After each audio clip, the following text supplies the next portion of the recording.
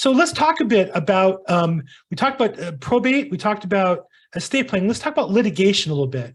Sure. Seems to me that by the time they know it's litigation, right, if they come to you and it's become litigation, it seems so hard to project an outcome that it must be almost impossible to project what the investment or cost is going to be in terms of legal fees.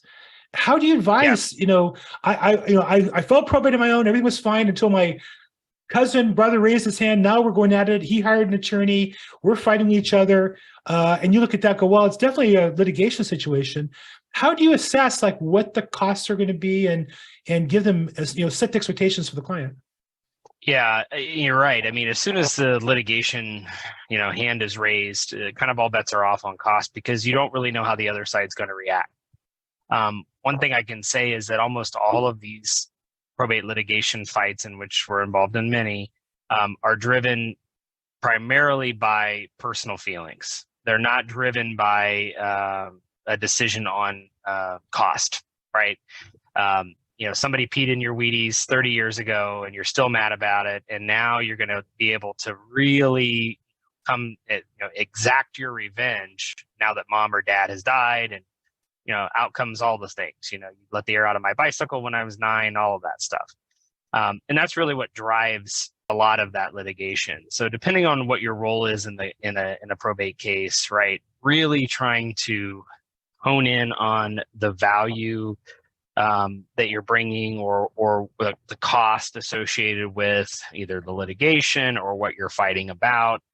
I've had cases where the clients were fighting about who would be appointed the executor and the account, and that's a common fight.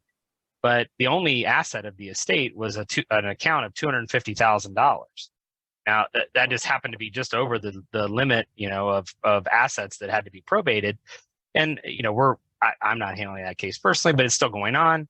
And it's about 3 years into that fight, and there's still no one's appointed as the executor. And it's $250,000. I mean, they could have taken that, split it, invested it, and been way money ahead. But it's not about that. It's about who's winning, right? So if you can try to redirect and get people back to, what the focus is. Look, this is an estate. We're trying to split it up. Let's look at it from a cost-effective perspective. Great.